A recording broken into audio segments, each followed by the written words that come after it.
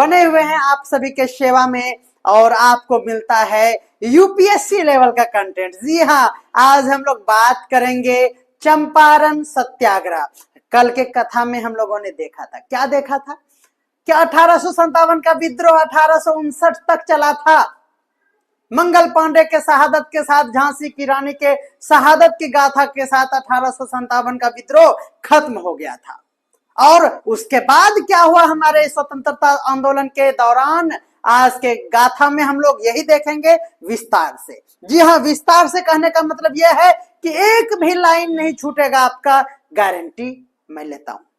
Camera में टकराना नहीं, हिलता है, ठीक है। तो चलिए आज हम लोग देखेंगे नील विद्रोह से प्रारंभ होकर चंपारण सत्याग्रह। जो चंपारण सत्याग्रह का स्टार्ट होता है नील से। जी हाँ, नील की क्रांति कहेंगे कि नील की खेती, तीन कठिया प्रणाली, जी हाँ, और बहुत सारे नेताओं का योगदान और गांधी जी को जबरदस्ती चंपारण बुलाने का श्रेय जाता है किसको।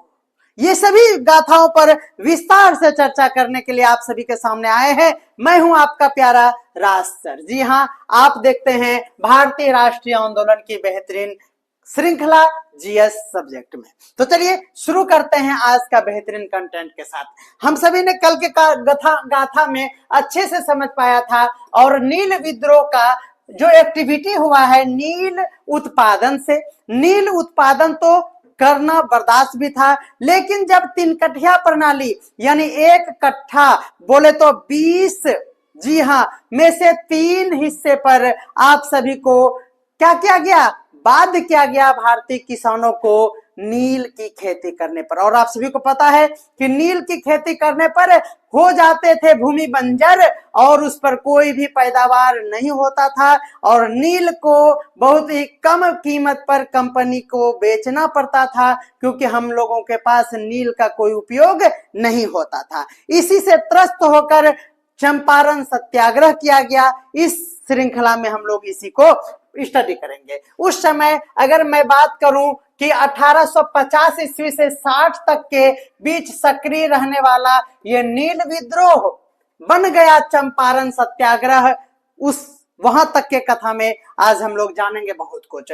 सर हेनरी हॉर्डिंग, ध्यान में रखना है नाम, सर हेनरी हॉर्डिंग।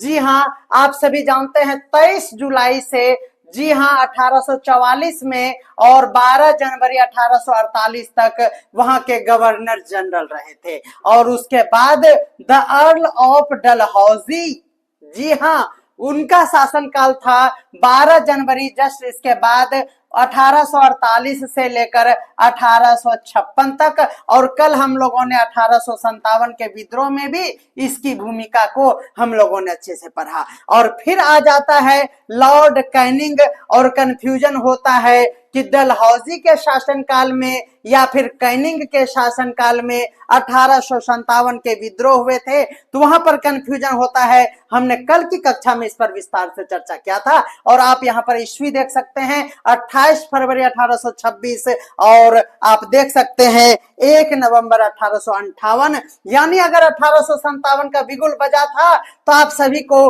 ध्यान में रखना है कैनिंग का था उस समय शासन, गवर्नर जनरल हुआ करते थे। बिल्कुल आपको कंफ्यूजन नहीं होना चाहिए। लॉर्ड कैनिंग, जी हां, आपको ध्यान में रखना है, यह है क्या है, विस्काउंट कैनिंग। और कैनिंग का शासनकाल यहाँ पे आपको याद रखना है 1 नवंबर 1858 से 21 मार्च 1862 तक। और ये श्रृंखला 60 तक का है और आगे भी हम लोग गांधी जी के आने तक और सत्याग्रह से चंपारण सत्याग्रह के दौरान कुछ भी घटनाएं हुई है तो उस पर हम लोग विस्तार से चर्चा करते हैं। चलिए देखते हैं। बंगाल और बिहार में नील की खेती की जाती थी। आपसे क्वेश्चन पूछा जाता है कि उस समय बंगाल में मुख्य रूप से नील की खेती होती थी, लेकिन उसके साथ साथ जो बृहद पैमाने पर खेती करने वाला राज्य था वो बिहार हुआ करता था। जी हाँ, पहले बंगाल और फिर बिहार आपको ध्यान में रखना है। नील की खेती से संथाल मजदूरों का भरपूर शोषण होता था, ध्यान में रखना है। पहले आपको मजदूरों में से संथाल मजदूर का शोषण हुआ करता था। किस समय? जिस समय नील विद्रोह की हम लोग चर्चा करते हैं। जी हाँ, आखिरकार संथाल मजदूरों और उसके साथ अब मिल गया है कृषक, और दोनों ने मिलकर जी हाँ विद्रोह किया, नील विद्रोह। जी हाँ, नील विद्रोह किसानों द्वारा किया गया एक आंदोलन था, जो बंगाल के किसानों द्वारा 1859 ईस्वी में किया गया था। पॉइंट बी नोटेड मेरे देवतागण। जी हाँ, आपको ध्यान में रखना है नील विद्रोह सबसे पहला बात कि जी हाँ संथाल मजदूर, लेकिन मुख्य रूप से एक्टिव रहे उसमें कृषक बाद में। और नील विद्रोह का जो आगाज होता है 1859 ईस्वी में, जी हाँ, जो कि बंगाल के किसानों के द्वारा किया गया था। तो याद रखने वाला पॉइंट है, उसे नोट करते चलें। बंगाल के किसानों के द्वारा नील विद्रोह का प्रारंभ हुआ था। किसके द्वारा? कमेंट में आप जल्दी से लिखते चलिए, आपका रिवीजन होता चलेगा। अगर आप कमेंट नहीं कर पा रहे हैं तो एक बार चैनल को सब्सक्राइब कर लीजिए। हो सकता है कि आपका सब्सक्राइब किया हुआ चैनल ना हो, तो कमेंट आप तभी कर पाएंगे जब आप सब्सक्राइब करेंगे। तो हमारा दास्ता यहां तक आता है कि नील विद्रोह हो चुका है। कहां से? बंगाल से। जी हाँ, किनके द्वारा? तो किसानों के द्वारा। शुरुआती में संथाल मजदूरों ने इसका विरोध किया था, फिर उसमें किसान का आगमन होता है और शुरू होता है बंगाल से नील विद्रोह। नील कृषि अधिनियम उसी वक्त आता है, पारित हो जाता है, और इस विद्रोह के आरंभ से याद रखना है नदिया जिले के किसान। जी हाँ, नदिया जिला कहां है? आपसे पूछा जाएगा नदिया जिला कहां है, तो अभी जस्ट बताए हम, बंगाल से शुरू हुआ था, तो नदिया जिला भी बंगाल में ही है। कोई दिक्कत है? चलिए, नदिया जिले के किसानों ने, ये जो ईस्वी है 1859, याद रखना है 1859 के फरवरी मार्च में नील का एक बीज बोने से उन्होंने क्या किया? एक भी बीज हम नील का नहीं बोएंगे। किस गांव में ये, किस जिले में ये हुआ पागलपन? बोलिए। नदिया गांव में। कहां है? बंगाल में है। ध्यान में रखना है आप सभी को। और ईस्वी याद रखना है 1859 ईस्वी, और मार्च और फरवरी का महीना था। नील के बीज बोने के लिए उन्होंने कहा हट अब नहीं बोलेंगे।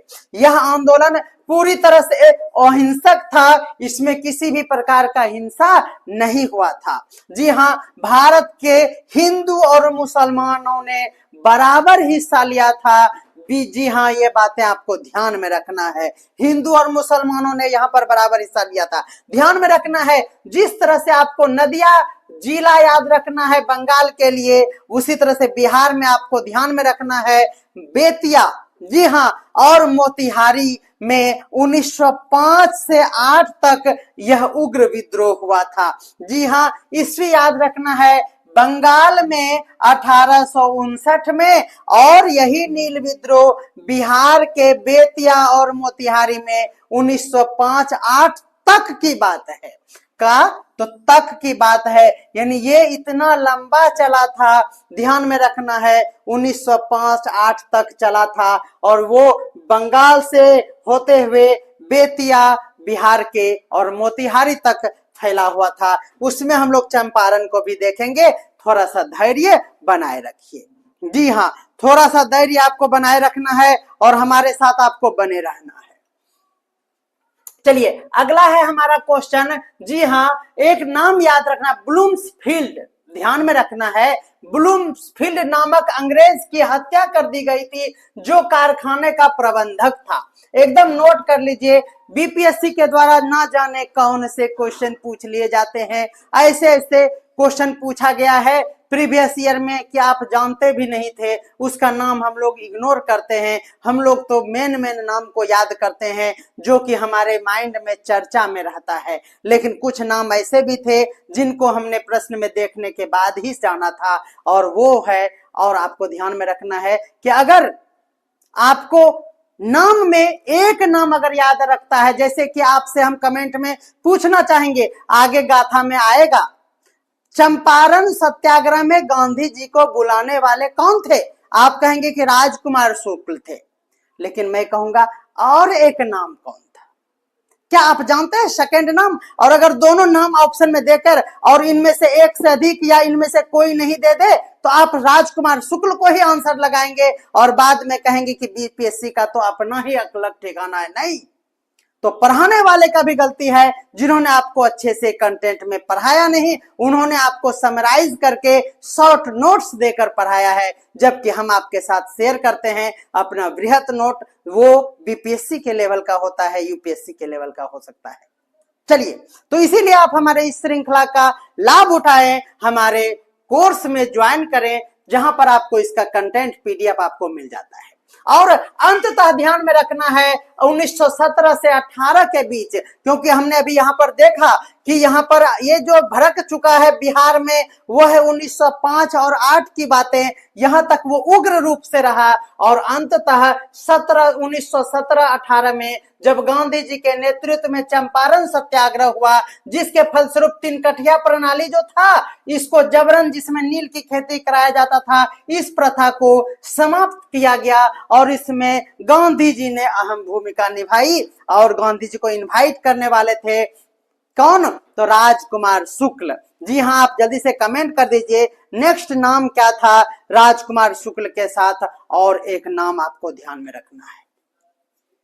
चलिए, तो तीन कठिया प्रणाली के अंतर्गत किसानों को 3/20 यानी 20 कट्ठा में से 3 कट्ठा, 20 कट्ठा, ये जानते हैं 20 कट्ठा में से 3 कट्ठे पर आपको नील की खेती करना अनिवार्य कर दिया गया था, जो जमींदारों द्वारा जबरदस्ती किसानों पर थोपा गया था। नील विद्रोह, जिसे चंपारण विद्रोह के नाम से जाना गया, सर्वप्रथम विद्रोह जो शुरू हुआ था वह बंगाल से शुरू हुआ था, हमने चर्चा कर दिया है, और 1859 से 61 तक में यह शुरू हुआ था मुख्य रूप से। जब गांधी जी ने चंपारण विद्रोह किया, ध्यान में रखना है, तो पाया गया कि वहां के किसानों को ब्रिटिश सरकार जबरन नोट किया जाए।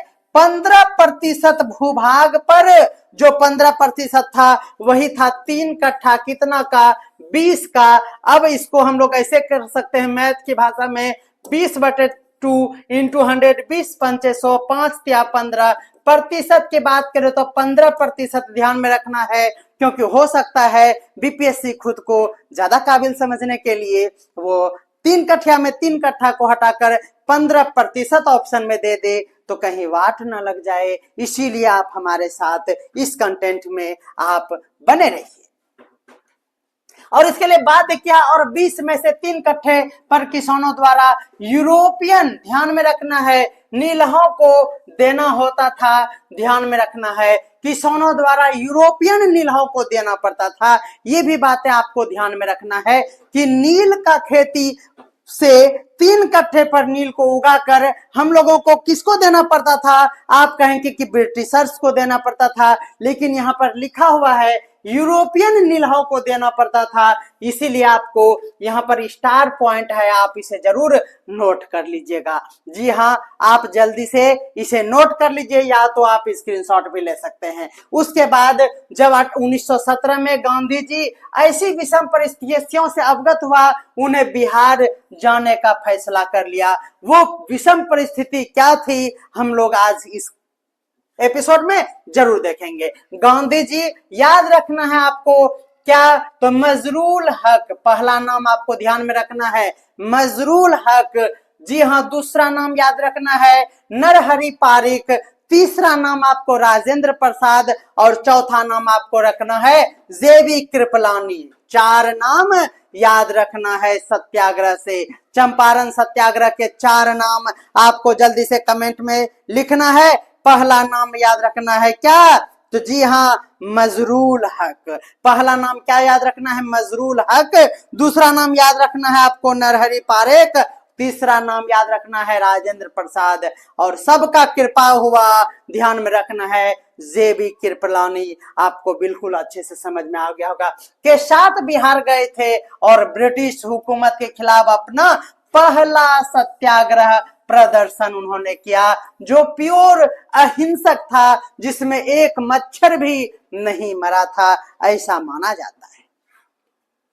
तो ये बातें समझ में आ गया कि गांधी जी के साथ बिहार आने वालों में से आपको नाम अगर अच्छे से याद रखना है कि इससे किसका किसका संबंध था, तो पहला नाम याद रखना है मजहूर हक, दूसरा नाम याद रखना है नरहरि पारेख, और राजेंद्र प्रसाद का नाम भी जानते होंगे, और सबके कृपा से जेबी कृपलानी ध्यान में रखना है। नील दर्पण का इसी बीच चर्चा होता है। नील दर्पण एक बंगला का प्रसिद्ध नाटक था जिसके रचयिता थे दीन बंधु मित्र, ध्यान में रखना है आपको।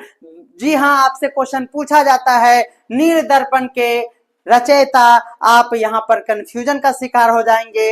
एक होता है देश बंधु और एक होता है दीन बंधु। दीन बोले तो गरीब, किसान गरीब थे, तो दीन बंधु ध्यान में रखना है। देश बंधु किसे कहते हैं, आप कमेंट में जल्दी से ऑप्शन आंसर बताइएगा। जी हाँ, देश बंधु किसे कहा जाता है, दीन बंधु आपको हमने बता दिया। कमेंट में जल्दी से बताइएगा, कमेंट करने वाले को मिलेगा 5 स्टार वर्चुअल मोड में। जी हाँ, आगे हम लोग देखेंगे। जी आप देखिएगा, इसकी रचना 1858-59 में हुआ था, यानी 1857 के बाद जो आज की श्रृंखला में हम लोग 1859 नील विद्रोह पढ़ रहे हैं, इसी दौरान नील दर्पण, जी हाँ, दीन बंधु के द्वारा संपादित किया गया था। कोलकाता जो बंगाल में है, कोलकाता के नेशनल थिएटर में सन 1872, ध्यान में रखना है, 1872 में खेला गया यह पहला व्यावसायिक नाटक था। तो आपसे पूछा जा सकता है क्वेश्चन कि जी हाँ, पहला व्यावसायिक नाटक आपको कौन सा है, ये क्वेश्चन अगर पूछ लिया जाए तो आपका आंसर क्या होगा, तो नील दर्पण होगा। क्या होगा जल्दी से कमेंट करके बताइएगा। तो नील दर्पण आपका बिल्कुल सही जवाब हो जाएगा। बंगला नाटककार दीन बंधु मित्र, मित्र याद रखना है, 1860 में प्रकाशित नाटक नील दर्पण का एक सशक्त नाट्य कृति ही नहीं बल्कि एक महत्वपूर्ण ऐतिहासिक दस्तावेज भी था। ध्यान में रखना है, ये थिएटर को 1872 ईस्वी में थिएटर में नाटक का मंचन हुआ, जबकि इस बुक का प्रकाशन 1860 ईस्वी में हुआ था। ध्यान में रखना है, 1860 में पुस्तक का प्रकाशन और इसका नाटक विमोचन हुआ था 1872, यानी 12 साल बाद। ध्यान में रखना है, नाटक की बंगाली समाज और अंग्रेज शासक दोनों में अपने अपने ढंग से इसके पीछे तीव्र प्रतिक्रिया व्यक्त किया है। जी हाँ, इस नाटक का जब जी हाँ आपको नेशनल थिएटर में इसका प्रदर्शन हुआ, इसका क्या हुआ, तो स्क्रीनिंग हुआ। ध्यान में रखना है, नाटक का जब मंचन हुआ तो वहां पर बंगाली समाज के साथ साथ अंग्रेजी शासक ने भी अपने तरीके से रिएक्शन दिया। ध्यान में रखना है, चर्च मिशनरी सोसाइटी, नोट किया जाए उस समय बंगाल में, कोलकाता में, ध्यान में रखना है, चर्च मिशनरी सोसाइटी के पादरी, अब नाम आपको याद रखना है, रेवरेंड जेम्स लॉन्ग। जी हाँ, पादरी जो है लौंग चिबाती थी। ध्यान में रखना है, नील विद्रोह के दौरान पादरी जो वहां पर थी लौंग विद्रोह, ध्यान में रखना है। जी हाँ, कौन, लौंग याद रखना आपको, रेवरेंड जेम्स लौंग बहुत ही ज्यादा व्यथित हुई उस नील दर्पण के विमोचन पर, नाटक के विमोचन पर, और वो व्यथित होती है और उन्होंने नील कलाकारों द्वारा शोषण के प्रतिवाद स्वरूप नाटक का उन्होंने अंग्रेजी में प्रकाशन किया।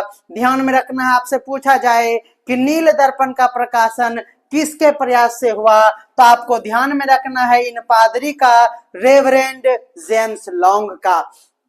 उन्होंने अंग्रेजी सरकार के द्वारा मुकदमा चलाया गया। जी हाँ, ये जो अंग्रेजी संपादित किया ये पुस्तक अंग्रेजी भाषा में, रेवरेंड जेम्स लॉन्ग। क्या याद रखना है, वो पादरी बुढ़िया जो है वो लौंग चिबाती थी, ना, हाँ, तो याद रखना है, उन्होंने अंग्रेजी भाषा में जो प्रकाशित किया उन्होंने अंग्रेजी सरकार के द्वारा उन पर मुकदमा चलाया गया और उन्हें 1 महीने का जेल यानी सजा हो गया, उन्हें जेल के अंदर चक्की पीसना पड़ा।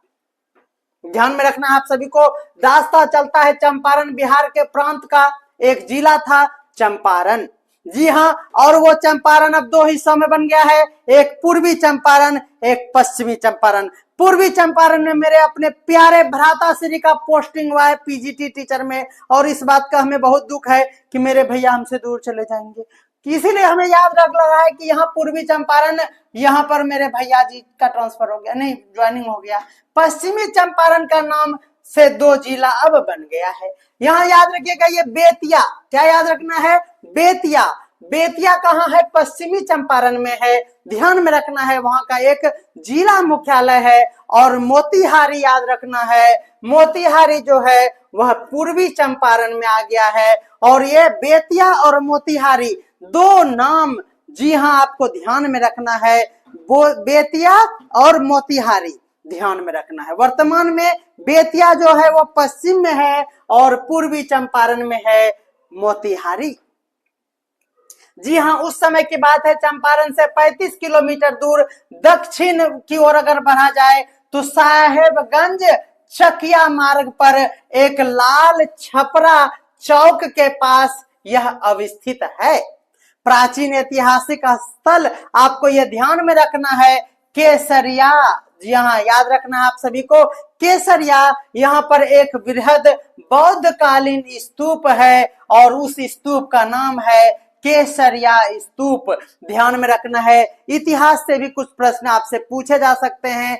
जी हाँ, बेतिया और मोतिहारी से संबंधित जब चर्चा हो रही है तो आपको ध्यान में रखना है कि वहां पर आपको चंपारण से 35 किलोमीटर दूर साहेबगंज चकिया मार्ग ध्यान में रखना है जो वर्तमान में है, वहां पर एक स्थान है केसरिया और वहां पर बौद्ध कालीन स्तूप है जिसका नाम क्या है, केसरिया स्तूप। ये भी हमने आपके साथ साझा किया। चंपारण सत्याग्रह की बात करेंगे तो महात्मा गांधी जी के द्वारा शुरू किया गया भारत का यह पहला सत्याग्रह था। जी हाँ, यह आंदोलन किसानों के बीच यूरोपीय, हमने उधर बताया था ब्रिटिश नहीं बोलेंगे, यूरोपीय बागान मालिकों के खिलाफ प्रतिरोध जगाने के लिए यह चंपारण सत्याग्रह किया गया था। ये बातें आपको ध्यान में रखना है। यूरोपीय बागान मालिक, ध्यान में क्या रखना है बोलिए, यूरोपीय बागान मालिक। जी हाँ, जो भी हमारे साथ लाइव जुड़े हुए हैं,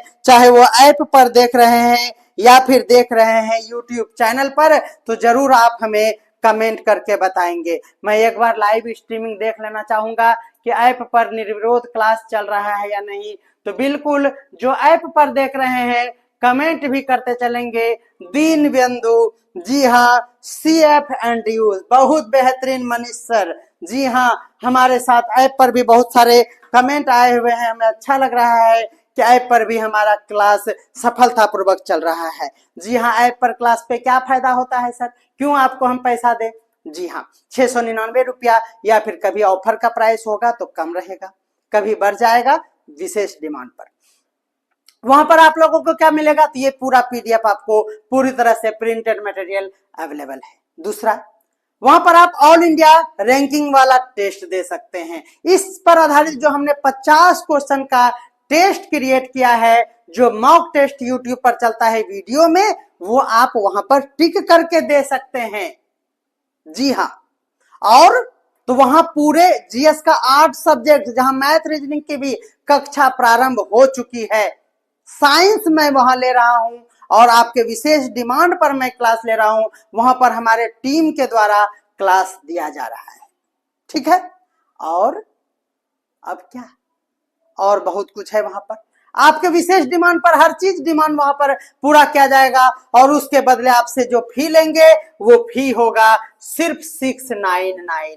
जी हाँ, बेहतरीन कंटेंट के साथ आपको हमारे पेड कोर्स में प्रज्ञानम, नाम याद रखिएगा, PRAGYANAM, यह है प्रज्ञानम, मतलब होता है उच्च बुद्धि, परिष्कृत बुद्धि, और Pragyanam group of education a unit of रास एजुकेशन। ये है हमारा ऐप का नाम।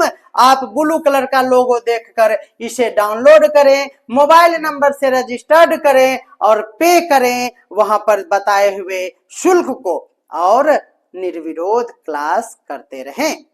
चलिए आगे हम लोग देखते हैं चंपारण सत्याग्रह आंदोलन। आपको ईस्वी याद रखना है। जी हाँ, नील आंदोलन जो हुआ था वो शुरू में था और उसका रुख मोड़ दिया गया हमारे महात्मा गांधी जी के द्वारा, जिसका नाम हो गया चंपारण सत्याग्रह। और इस आंदोलन की शुरुआत ध्यान में रखना है 1917 ईस्वी में। क्या याद रखना है आपको? 1917 ईस्वी का नाम, ईस्वी याद रखना है चंपारण सत्याग्रह। आप एक बार जल्दी से कमेंट कर दीजिए, चंपारण सत्याग्रह याद रखना है 1917।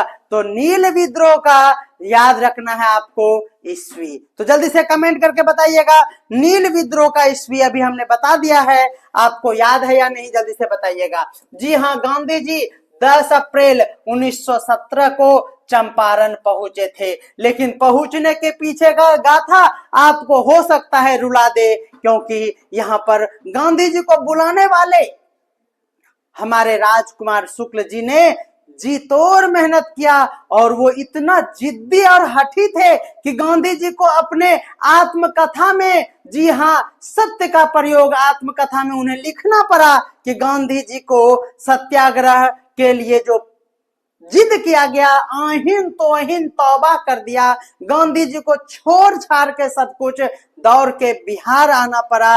ये दास्तां गांधी जी ने कहा कि हमें तो पता ही नहीं था कि हमारे बिहार के लोग, बंगाल के लोग इतने त्रस्त हैं अंग्रेजों के इस तीन कठिया प्रणाली से। तो ये दास्तां गांधी जी को महात्मा का उपाधि दिलाता है, लेकिन इसके पीछे विस्तार से अगर हम पढ़ें तो समझ में आता है कि यहाँ पर आदरणीय, पूजनीय, सिर आंखों पर बैठाने वाले व्यक्तित्व, जी हाँ, राजकुमार शुक्ल के लिए 21 तोपों की सलामी बनता है। जी हाँ, आप सभी इस देखिए, ये इंडियन नेशनल मूवमेंट है। सर आप इंडियन नेशनल मूवमेंट क्यों पढ़ाने लगे? आप तो साइंस पढ़ाते थे। जी हाँ, भारतीय राष्ट्रीय आंदोलन पढ़ाने का बहुत सारे वजह है। आज एक बार जान भी लीजिए कि मैं हर चीज क्यों पढ़ा लेता हूं। जी हाँ, हमने जनरल कंपटीशन की बहुत अच्छे से तैयारी किया, लेकिन कहते हैं ना कि जिस चीज में 100% मन लगे वही करना चाहिए, लेकिन हमारे समाज और परिवार के दबाव के कारण कोई बच्चा वो नहीं कर सकता था। 2011 में ही एक्सपी कंप्यूटर हुआ करता था हमारे पास, उस पर फ्री में एडिटिंग सॉफ्टवेयर आता था और हम उस समय भी एडिट अच्छा कर लिया करते थे। वो चीज को हमने अभी परखा और हमें लगा कि हम ऑनलाइन ही आकर कर पाएंगे ना, हम अच्छे से 100% कंपटीशन में दिए और हम बीच में रह गए, जबकि हमारा पढ़ने का शैली था कि जिस चीज को पढ़ते थे गहन अध्ययन करते थे। तो याद रखना है कि अध्ययन करने वाला का जॉब नहीं होता है, प्रैक्टिस करके टू द पॉइंट पढ़ने वाले का जॉब होगा। तो इसीलिए मैं आज के परिदृश्य में अगर जी रहा हूं तो एक भी लाइन इंपॉर्टेंट है या लेस इंपॉर्टेंट है, लेकिन वो एग्जाम के दृष्टिकोण से काफी इंपॉर्टेंट है, उसे मैं आपके स्क्रीन पर रख दे रहा हूं और कहानी के माध्यम से मैं आपको समझा रहा हूं। इसीलिए INM या फिर कुछ भी पढ़ा हुआ है सर, इसीलिए हम पढ़ा पाते हैं। तो चलिए आप हमारा देखेंगे राजकुमार शुक्ल। जी हाँ, याद रखना है आपको, जन्म उनका हुआ था 1875 ईस्वी में। याद रखना है कितने कम उम्र के व्यक्ति, आपको यह ध्यान में रखना है 1875, और उनकी मृत्यु हो गई 20 मई 1929 को। वह व्यक्ति थे जिन्होंने महात्मा गांधी को चंपारण आने के लिए राजी किया। राजी किया मतलब गांधी जी तो आना ही नहीं चाहते थे, और उसके बाद चंपारण सत्याग्रह हुआ था। राजकुमार शुक्ल के बारे में अगर बात करें तो 1875 23 अगस्त का वो दिन आपको ध्यान में रखना है, जो हमारे बिहार की कर्म भूमि पर आते हैं और सत्याग्रह, चंपारण सत्याग्रह को अंजाम देने के लिए गांधी जी को जबरदस्ती कॉलर पकड़ के बुलाते हैं। देखिएगा एकदम राजी किया है ना, आप उदासता पढ़ेंगे तो आपको समझ में आएगा। पश्चिमी चंपारण के याद रखना है नरकटियागंज। जी हाँ, ध्यान में रखना है राजकुमार शुक्ल का जन्म पश्चिम चंपारण के नरकटियागंज, जी हाँ ध्यान में रखना है, 3 कठिया बोले तो नरकटिया ध्यान में आएगा, 3 कठिया बोले तो नरकटिया ध्यान में आएगा, आपको ध्यान में रखना है। हमारे ऐप पर कमेंट आ रहा है नील विद्रोह, जी हाँ बिल्कुल सही जवाब है 1859 और 60। बेहतरीन, आपको हर एक कहानी जी हाँ आपको याद हो जाएगा।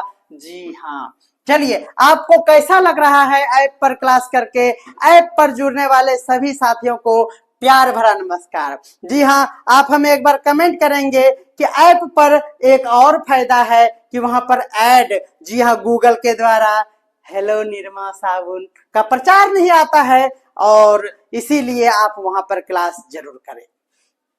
चलिए, तो याद रखना है आपको, राजकुमार शुक्ल का जन्म 1875 में पश्चिम चंपारण के नरकटिया बोले तो 3 कठिया के पास, याद रखना है सतवरिया गांव है रे, सतवरिया की कन्या सतवरिया, सतवरिया गांव के पास एक ब्राह्मण परिवार में उनका जन्म हुआ था। याद रखना है, ऐसे वीर पुरुषों का भी हम लोग उनके जीवन के हर एक बात को ध्यान में रखेंगे शौक से। जी हाँ, आपको ध्यान में रखना है ईस्वी 1875। जी हाँ, याद रखना है आपको वो जगह नरकटियागंज के पास सतवरिया गांव का भी नाम याद रखना है। ब्राह्मण परिवार में उनका जन्म हुआ था, और 1916 में लखनऊ में जब कांग्रेस का 31वां अधिवेशन हो रहा था, ध्यान में रखना है लखनऊ में 1916 ईस्वी में, जी हाँ गांधी जी का चंपारण सत्याग्रह है बोले तो 1917, और उससे पहले हुआ था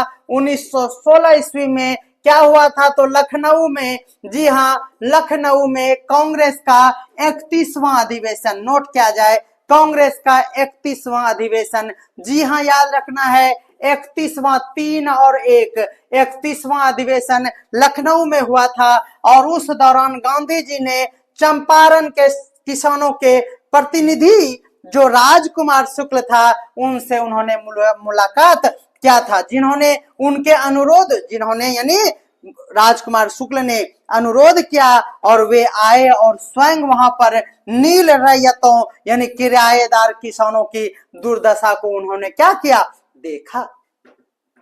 गांधी जी के बाद अपनी आत्मकथा में उन्होंने लिखा है, गांधी जी ने अपनी बाद में उन्होंने यानी नील सत्याग्रह, चंपारण सत्याग्रह के बाद आत्मकथा में उन्होंने स्वीकार किया, क्या स्वीकार किया उसे मैं पढ़ना चाहूंगा।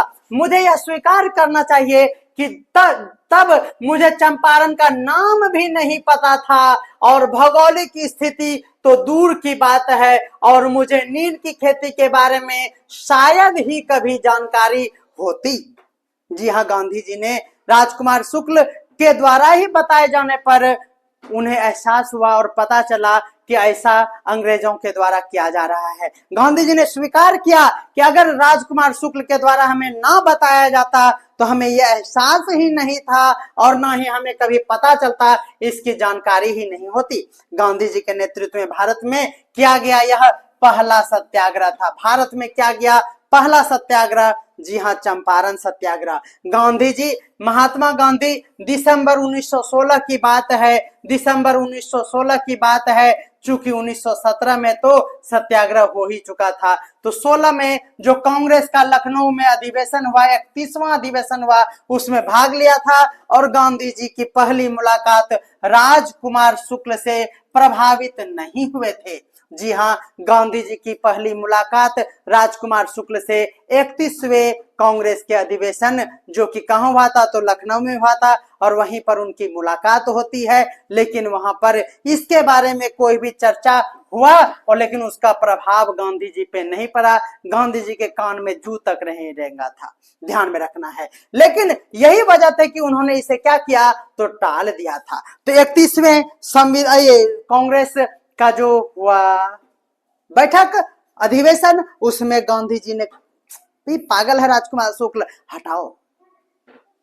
चंपारण का किसान आंदोलन 1917 में हुआ था, और गांधी जी दक्षिण अफ्रीका में सत्याग्रह और अहिंसा के अपने आजमाए हुए अशस्त्र यानी अशस्त्र, याद रखना शस्त्र, भारत में पहला प्रयोग चंपारण के धरती पर ही उन्होंने किया। यानी ये बातें आपको जानकर अच्छा लगेगा कि सत्याग्रह साउथ अफ्रीका में भी हो चुका था, लेकिन भारत में पहली बार चंपारण सत्याग्रह के रूप में अहिंसक यानी कोई भी खून खराबा ना होने वाला सत्याग्रह हमारा पहला सत्याग्रह। यही ध्यान में रखना है। यही उन्होंने यह भी तय किया कि आगे से केवल एक ही कपड़े पर पूरा गुजर बसर करेंगे। गांधी जी ने एक ही धोती को लपेटा भी और उसे ही ओढ़ा। और कब?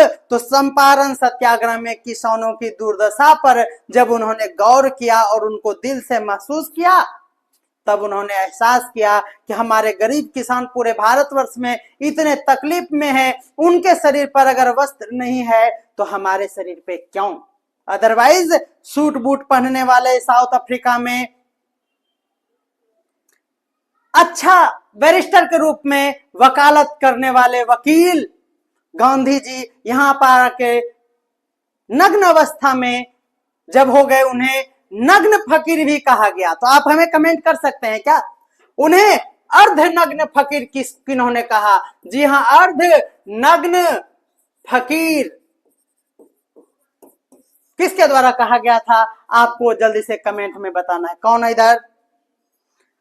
चलिए, तो आपको जल्दी से ये भी कमेंट करके बताना है कि गांधी जी को अर्ध नग्न फकीर किनके द्वारा कहा गया था। जल्दी से आपको कमेंट में आंसर देना है। आगे हम लोग देखेंगे, इसी आंदोलन के बाद उन्हें महात्मा की उपाधि से भी विभूषित किया गया था। यह उपाधि प्रमुख हस्तियों जैसे मोहनदास करमचंद गांधी और ज्योतिबा फूले के लिए आमतौर पर प्रयुक्त होता है। आपसे एक बेहतरीन क्वेश्चन यहाँ पर पूछा जा सकता है कि जी हाँ, महात्मा की उपाधि किसे मिला? तो गांधी जी को मिला। किसके द्वारा? तो रविंद्रनाथ टैगोर के द्वारा। लेकिन महात्मा की उपाधि और एक आदमी है, एक महापुरुष है जिन्हें कहा गया है, और वो नाम आपको ध्यान में रखना है, ज्योतिबा फूले। जी हाँ, महात्मा को फूल चढ़ाओ। कई शास्त्रों में जैसे कि दत्ता और रॉबिन्सन की याद रखना है, रविंद्रनाथ टैगोर एक संकलन, ये पुस्तक का नाम है रविंद्रनाथ टैगोर एक संकलन। ये किसने लिखा है? तो दत्ता और रॉबिन्सन ने लिखा है।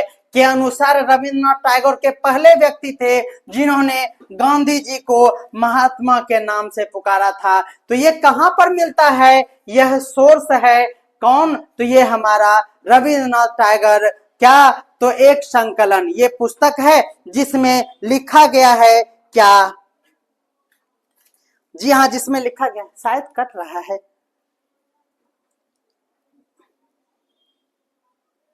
अगर किसी भी प्रकार का स्क्रीन ना दिखे तो एक बार हमें कमेंट कर दिया कीजिए प्लीज। देखिए, अभी स्क्रीन लग रहा था कट रहा है। जी हाँ, अब ठीक हो गया है। तो ध्यान में रखना है आप सभी को कि रविंद्रनाथ टैगोर के द्वारा ये कहा गया था, लेकिन इसकी पुष्टि कैसे होता है? तो ध्यान में रखना है क्या? तो रविंद्रनाथ टैगोर एक संकलन, ये पुस्तक है जिसके लेखक कौन है आपको जल्दी से कमेंट में बताना है। हमने अभी जस्ट लेखक का नाम दिया है, तो कमेंट को सुशोभित करें। रविंद्रनाथ टैगोर एक संकलन के राइटर का नाम जल्दी से आपको कमेंट में आंसर करना है। आगे हम लोग देखेंगे इसी श्रृंखला में, जबकि कुछ के मुताबिक याद रखना है नौतम लाल, ध्यान में रखना है नौतम लाल भगवान जी मेहता। याद रखना है नौतम लाल जी भगवान जी मेहता ने जयपुर के क्या है, कमरीबाई, याद रखना है, विद्यालय में पहली बार 21 जनवरी 1915 को गांधी को महात्मा का उपाधि दिया था। तो ये भी ध्यान में रखना है। लेकिन यही है 80% जगह पूछा जाने वाला प्रश्न, और आपका ऑप्शन होगा रविंद्रनाथ टैगोर। लेकिन आप याद रखिएगा, नौतम लाल भगवान जी मेहता ने भी जयपुर के एक कमरीबाई विद्यालय में, याद रखना है, ईस्वी 21 जनवरी 1915 को भी गांधी जी को महात्मा का शीर्षक प्रदान किया था। ये बातें ध्यान में रखना है। देश में याद रखना है, देश को राजेंद्र प्रसाद, आचार्य कृपलानी, जेबी कृपलानी, मजहूर हक और ब्रिज किशोर प्रसाद जैसे महान विभूतियां भी इस आंदोलन से संबंधित थे। ए नंबर ऑप्शन यहां से भी बन सकते हैं। चंपारण सत्याग्रह में निम्नलिखित में से किसका संबंध चंपारण सत्याग्रह से नहीं है? आपका नाम यहां पर है, इसके अलावा किसी का नाम होगा तो पूरी तरह से गलत होगा, ध्यान में रखना है। अपनी आत्मकथा में उन्होंने लिखा। याद रखना है, सत्य के प्रयोग उनकी आत्मकथा है। और 5वें भाग के 12वें अध्याय में नील का दाग, ध्यान रखना है, 12वें अध्याय में 5वां खंड में उन्होंने नील के दाग में गांधी जी लिखते हैं, और लखनऊ कांग्रेस में जाने से पहले मैं चंपारण का नाम तक नहीं जानता था। यह सत्य के प्रयोग आत्मकथा में उन्होंने लिखा है। ठीक है, आगे देखते हैं। इस अधिवेशन में ब्रिज किशोर प्रसाद, नोट किया जाए इस नाम को, ब्रिज किशोर प्रसाद ने चंपारण की दुर्दशा पर अपनी बात रखी थी। ध्यान में रखना है, हमने राजकुमार शुक्ल के महिमा मंडन में कोई कमी नहीं रखा है, लेकिन उनके साथ साथ बहुतों का योगदान है। उनमें से एक नाम आपको और गिनाते हैं, और ध्यान में रखना है, इस अधिवेशन में ब्रिज किशोर प्रसाद ने चंपारण की दुर्दशा पर अपनी बात गांधी जी के पास रखा था। बाद में कांग्रेस में एक प्रस्ताव पारित कर दिया गया, और इसके बाद भी राजकुमार शुक्ल संतुष्ट नहीं हुए। क्यों? क्योंकि ये गांधी जी लिखते हैं कि वह बहुत ही जिद्दी बच्चा थे। ध्यान में रखना है, क्योंकि वहां पर पारित कर दिया गया, लेकिन उसे इंप्लीमेंट कैसे किया जाता, सिर्फ किताबी कागजों में उनका वर्णन रह जाता। इसलिए उन्होंने जिद मचा दिया, और वो जिद, याद रखना है कि इसके बाद गांधी जी कानपुर चले गए थे, और शुक्ल जी ने वहां भी उनका पीछा नहीं छोड़ा, और जिद करते हुए, ध्यान में रखना है कि जब वे अहमदाबाद में आश्रम तक पहुंच गए, और जाने का तारीख तय करने का भी उन्होंने जिद करने लगा। जी हाँ, कानपुर तक गांधी जी का पीछा करते हुए गुजरात तक चले गए हमारे राजकुमार शुक्ल जी। और गांधी जी का, गांधी जी डेट दीजिए, नहीं तो फिर हम आप ही के आश्रम में जान दे देंगे। तो ध्यान में रखना है आपको, उन्होंने जिद किया कि आप अगर नहीं आते हैं चंपारण, तो मैं अहमदाबाद में आपसे जिद कर रहा हूं। ऐसे में गांधी जी को रहा नहीं गया, और उन्होंने कहा कि वे 7 अप्रैल, जी हाँ ध्यान में रखना है, 7 अप्रैल को कलकत्ता जा रहे हैं। उन्होंने राजकुमार शुक्ल से कहा कि वहां से आकर उन्हें ले ले। जी हाँ, याद रखना है, गांधी जी ने कहा कि हम कलकत्ता जा रहे हैं, 7 अप्रैल की बात है, 7 अप्रैल को हम कलकत्ता जा रहे हैं, तो राजकुमार जी आप कलकत्ता आके हमको ले लीजिएगा। जी हाँ, ठीक है। तो चलिए, अब यहाँ पर बड़ा ही करुणादायक मोमेंट है। आजादी यूं ही नहीं मिली है, गरीब किसानों का वो दर्द अभी भी आंखों में आंसू लाता है। राजकुमार शुक्ल जी जो थे, 7 अप्रैल 1917 को गांधी जी के कोलकाता पहुंचने के पहले ही वहां पर डेरा डाल दिया। जी हाँ, 7 अप्रैल के पहले ही उन्होंने 6 अप्रैल को ही कलकत्ता में जाकर वहां पर गांधी जी का, उनको यहाँ पर सी ऑफ करने के लिए, वहां पे उनको लेकर चंपारण आने के लिए वह कलकत्ता एक दिन पहले ही चल के वहां पर डेरा बिछा दिया। और इस पर गांधी जी ने लिखा है, इस अनगर लेकिन निश्चयी किसान ने ही मुझे जीत लिया। ये बातें दिल को व्यथित करता है।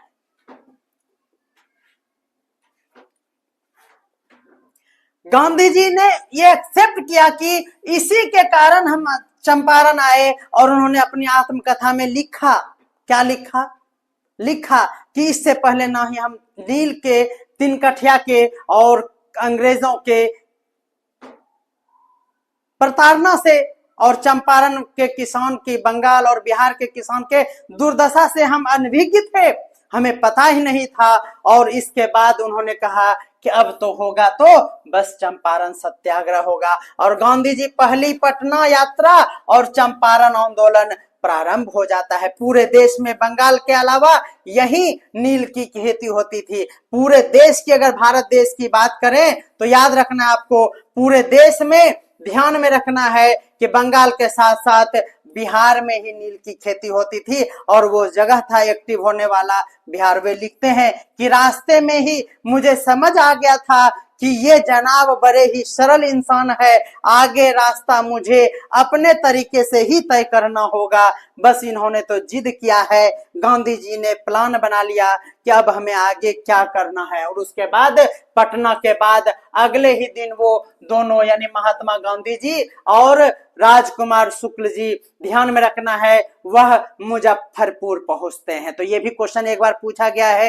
जानते हैं कि बीपीएससी में आपको जो क्वेश्चन पूछे जाते हैं उसका कोई भी टांग हाथ पैर नहीं होता है, होता है नहीं।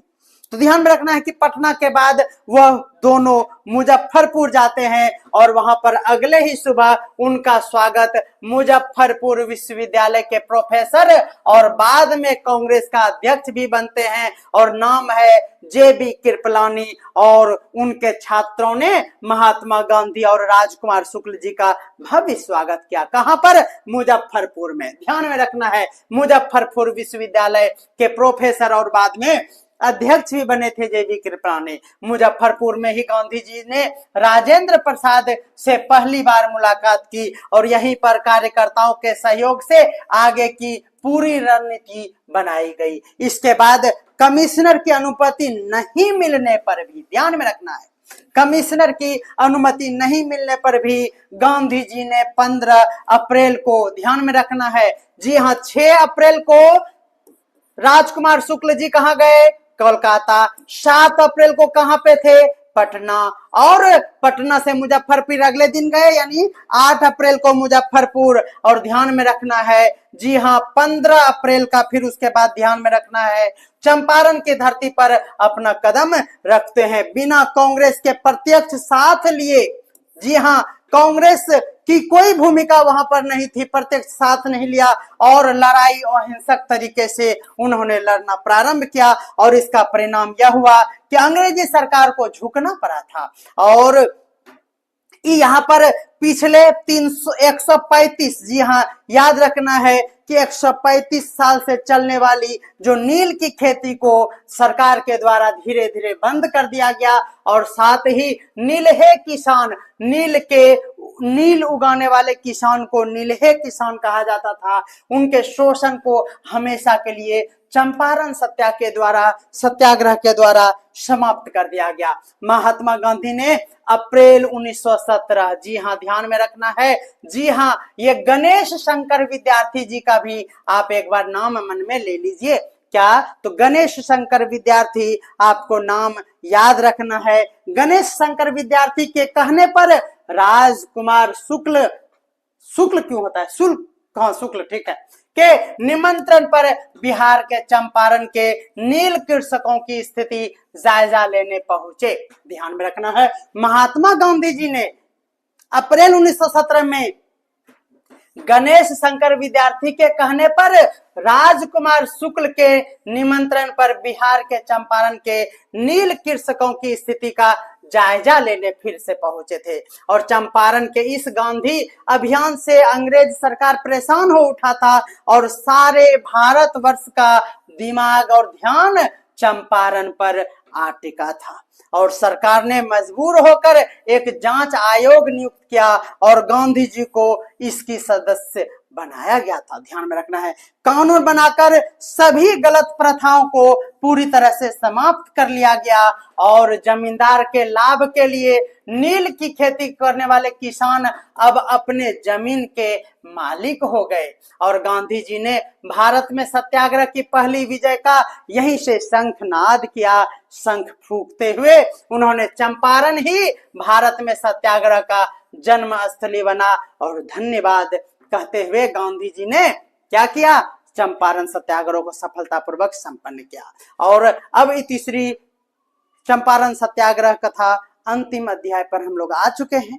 और गांधी जी ने मकान मालिकों के खिलाफ संगठित विरोध प्रदर्शन और हमला किया और जिन्होंने ब्रिटिश सरकार के मार्गदर्शन के साथ इस क्षेत्र के गरीब किसानों के लिए खेती पर अधिक मुआवजा और नियंत्रण प्रदान करने में समझौता पर हस्ताक्षर किया था, अकाल समाप्त होने तक राजस्व में कोई वृद्धि और संग्रह रद्द करते हुए उन्होंने अंग्रेजों के साथ भी यह एग्रीमेंट साइन किया। और इसे महान गांधी द्वारा बिहार के चंपारण जिले के काश्तकारों के साथ अन्याय के विरोध में भी शुरू किया गया। यह भारत का पहला सविनय अवज्ञा आंदोलन भी इसे माना गया। और इस तरह से आप देखेंगे कि राजकुमार शुक्ल के साथ साथ, जी हाँ, जो कि अभी तक हमने रहस्य बनाकर रखा था, आपको ध्यान में रखना है, राजकुमार शुक्ल के साथ संत राउत, याद रखना है क्या, तो आ गया वो घड़ी, जी हाँ, जहां पर मिस्ट्री पे से पर्दा उठाते हैं। और याद रखना है, संत राउत ने गांधी जी को चंपारण जाने के लिए राजी किया था। जी हाँ, राजकुमार शुक्ल जी का सहयोग और प्रयास तो पूरा था, लेकिन उसके साथ अगर एक नाम और पूछ लिया जाए तो ध्यान में रखना है, संत राउत का नाम है, जो अभी तक हमने छुपा कर रखा था। चलिए, इस तरह से चंपारण सत्याग्रह शुरू होता है और सभी दास्तां आप समझ गए। उन्होंने बेतिया गांव में, याद रखना, हजारीमल धर्मशाला में निवास किया था। जी हाँ, गांधी जी किस कलर का लुंगी पहनते थे, पहले यह भी पूछा गया क्वेश्चन है। किस जगह वो पोटी करते थे, यह भी पूछा गया है। तो आपसे यह भी क्वेश्चन कई बार बीपीएससी ने पूछा है कि बेतिया गांव में कहां पर वो ठहरे थे, तो याद रखना है हजारीमल धर्मशाला में वह निवास करते थे। ये है क्वेश्चन प्रीवियस पेपर से कि नील की खेती मुख्य रूप से भारत के किन क्षेत्रों में की जाती थी, आपको बताना है। तो आप सभी जानते हैं, अगर आप हमारा थ्योरी क्लास किए हैं तो आप बता सकेंगे। बंगाल के साथ साथ आपको ध्यान में रखना है बिहार, सबसे पहले बंगाल में और फिर बिहार में, और बिहार में ही है चंपारण। तो चंपारण सत्याग्रह का संबंध बिहार से है, और ये पहले, सबसे पहले बंगाल में शुरू हुआ था। यानी आपको ध्यान में रखना है, नील की खेती मुख्य रूप से बंगाल पहले और उसके बाद बिहार, आपको ये याद रखना है। नेक्स्ट क्वेश्चन देखिएगा, नील की खेती मुख्य रूप से किन लोगों के शोषण, यानी कह रहा है कि नील की खेती से मुख्य रूप से किन लोगों का शोषण होता था। हम लोगों के जहन में आता है कि क्या, तो सीधा सीधी हम लोग जानते हैं किसान। तो आप ध्यान में रखिएगा, यहाँ पे आपका आंसर होगा किसान, यानी कृषक तो होंगे ही, ठीक है, यहाँ जमींदार नहीं होगा। लेकिन यहाँ पर एक बात नोट करने वाला है, और वो है संथाल मजदूरों और किसानों का। तो ऑप्शन पर ध्यान देंगे, संथाल मजदूर के साथ साथ आपको कृषक ध्यान में रखना है। ये दोनों जो है ये नील की खेती से प्रभावित थे, और इसी के कारण नील विद्रोह हुआ था। नेक्स्ट क्वेश्चन ध्यान दीजिएगा, अगला क्वेश्चन है, किसानों ने नील की खेती के विरुद्ध सबसे पहले कब विद्रोह किया था, बताना है आप सभी को। आप सभी जानते हैं कि नील का विद्रोह जो है 1857 के बाद हुआ था। 150 यानी 1800 यानी 59 ईस्वी में हुआ था, 1859 ईस्वी में यह हुआ था। लेकिन आपसे पूछा गया है कि नील का जो विद्रोह था सबसे पहले कब हुआ था, यानी नील की खेती करते हुए विद्रोह सबसे पहले कब हुआ था। आपको अगर ऐसा क्वेश्चन पूछा जाए तो ध्यान में रखना है कि यही हमारा 1859 ईस्वी जो है वह नील की खेती का, याद रखना है, उसके विरोध में प्रदर्शन किया गया था। किसके द्वारा, तो ध्यान में रखना है संथाल मजदूर के साथ साथ आपको किसान याद रखना है, यानी कृषक याद रखना है। कोई कंफ्यूजन नहीं होना चाहिए। और देखिए 1857 का विद्रोह हुआ, जिसे सिपाही विद्रोह कहते हैं, स्वतंत्रता संग्राम का प्रथम स्वतंत्रता संग्राम कहा जाता है। और उसी के बाद याद रखना है आपको 1859 ईस्वी में नील का विद्रोह हुआ, जो आपको कमेंट में बताना है। अगर आप थ्योरी क्लास किए हैं तो आप कमेंट में जरूर बताइएगा कि चंपारण सत्याग्रह तक ये पहुंच गया था।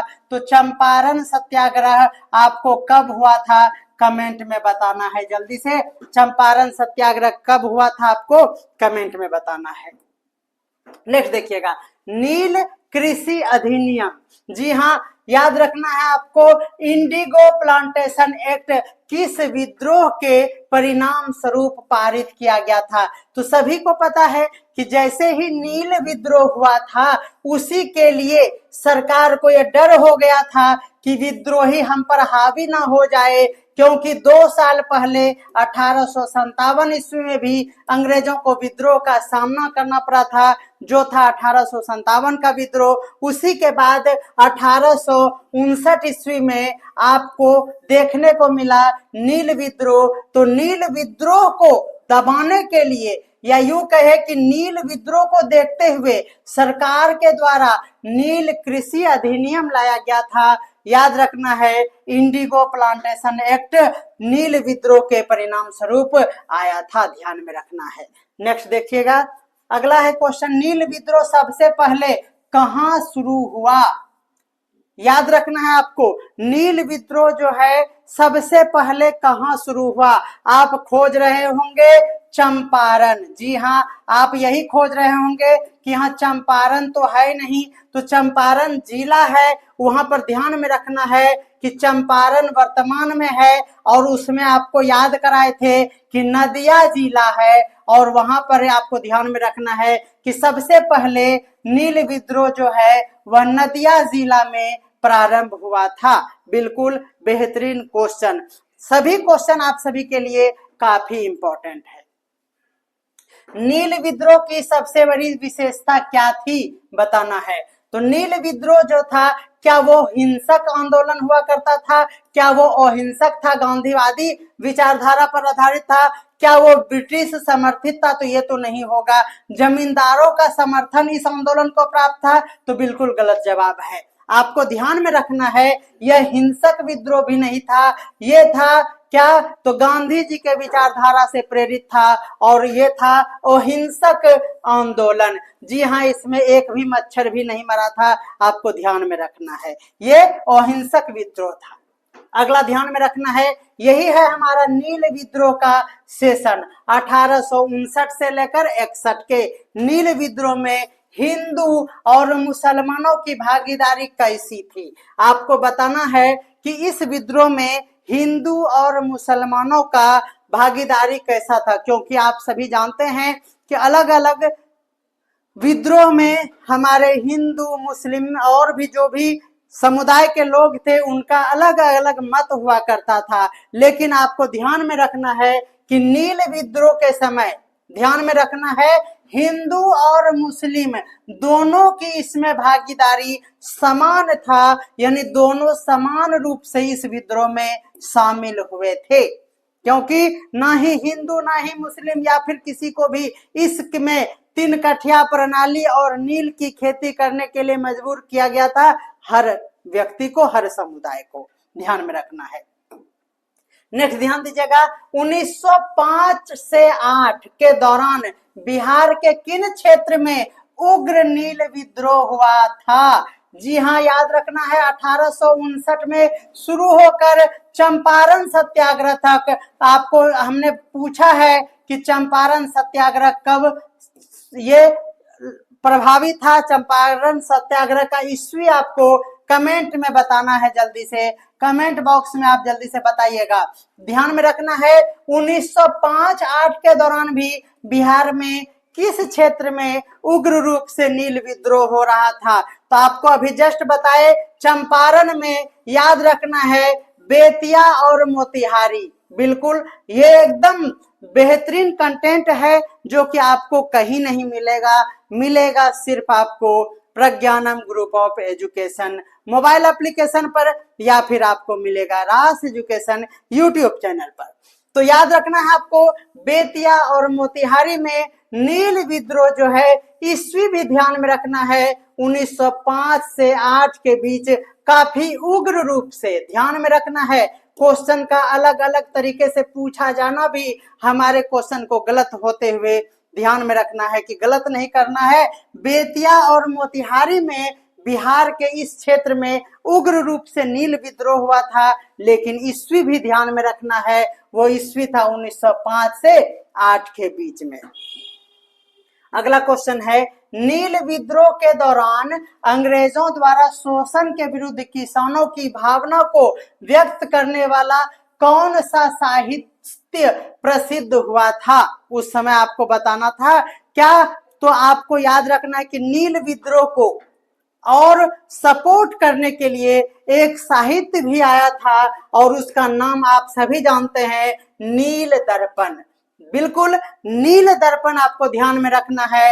लेकिन क्वेश्चन पूछा जाता है कि नील दर्पण के रचनाकार कौन थे, इसके लेखक आपको याद रखना है। तो जल्दी से बताइएगा, मैं कमेंट देख रहा हूं सभी का, नील दर्पण के लेखक कौन थे आपको बताना है।